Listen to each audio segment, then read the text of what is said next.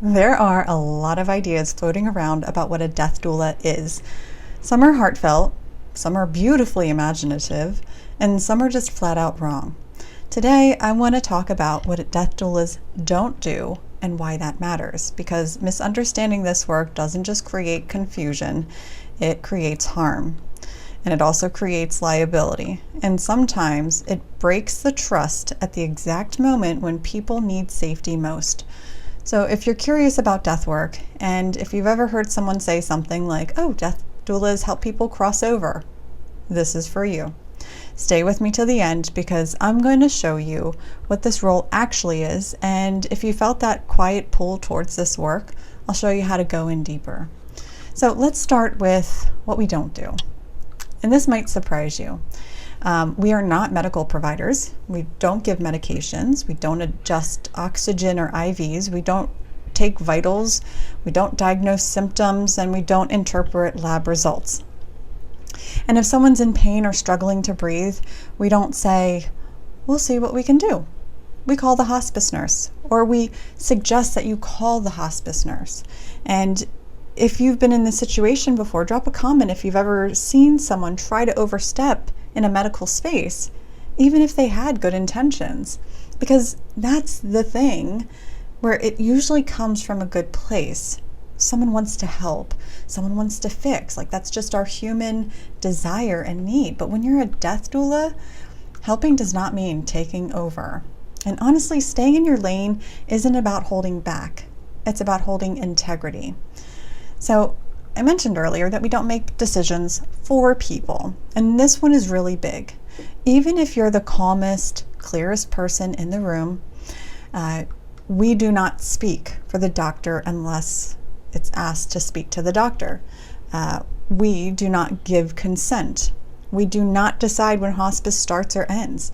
We support, we guide conversations, we help families feel less overwhelmed, more grounded, more informed, but I don't get to choose that for them. And that power isn't just any death doulas, and you don't need it in order to make an impact. In fact, not having that power is what allows people to trust us as a death doula. Now, I did mention that we don't override hospice instructions. So if a hospice nurse says to take a medication as prescribed on a schedule is important, we don't change that. If a social worker says that a certain intervention isn't safe, we don't contradict that.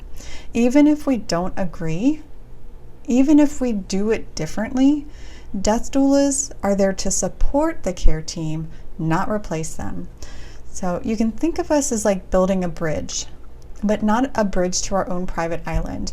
When someone is in the last stages of their life, the family, the loved ones, the person on the bed, they need support on all sides, and working together is the most important thing.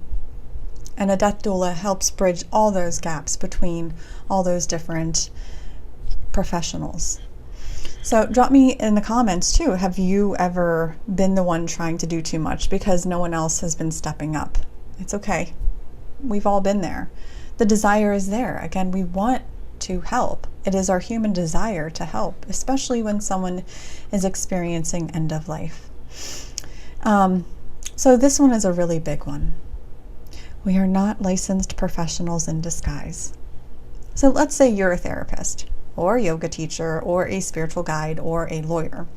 Unless you're hired, licensed, and insured in that capacity for this specific role, you are not offering any of those services. That means no therapy, no legal advice, no past life healing, no estate planning, no diagnosing or counseling.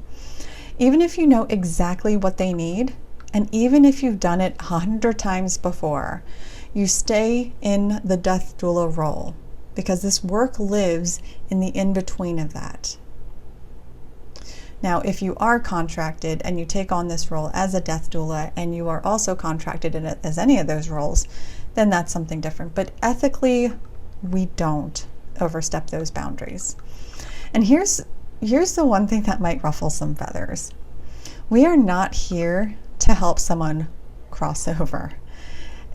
I mean, that language, it's poetic, it's beautiful, it's sacred, and it's just not accurate because that's not our role. That moment of transition, that mystery of beyond, it doesn't belong to us. We don't guide someone to the next life. We don't usher souls. We're not gatekeepers. We walk beside, we witness, we hold, and we make space for what's already happening. And that's enough. You know, I've gotten many comments before of that type of language. Oh, you help people cross over. Not necessarily in the sense that you might be thinking. So what do we actually do? You know, death doulas, and I've shared this in past videos, is we are non-medical professionals who aid in medical transitions, mainly death, as a death doula. It's similar to a birthing doula, where birth doulas aid non-medically in a medical transition, such as birth. We're on the other end of the spectrum.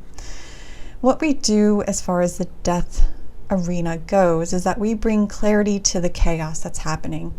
We hold space for the fear, the silence, the anger, love, and awe.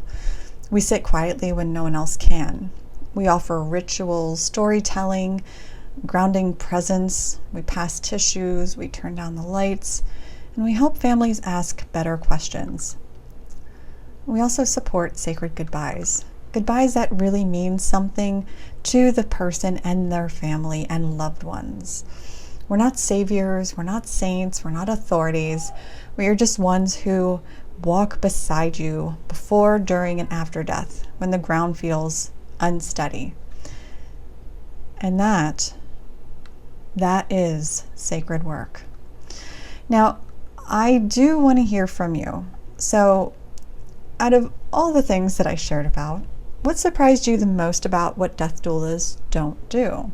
Or what's something that you may have believed about this work that shifted in this video? Because the more we clarify this role, the more impact that we can make.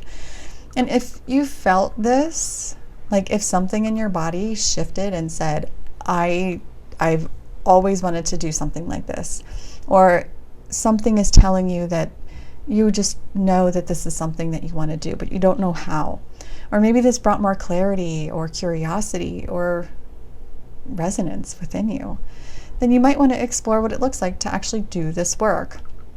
And that's exactly what I do and teach inside of my Death Doula course. It's honest, it's soulful, and it's real. And if you're ready, I'd like to walk beside you. Now, because death work isn't just about doing more, it's about doing more of what matters. So, if you have any questions, drop them in the comments below, or book a call with me and we can talk. So, thanks for being here, and I'll see you in the comments and in the next one. Bye.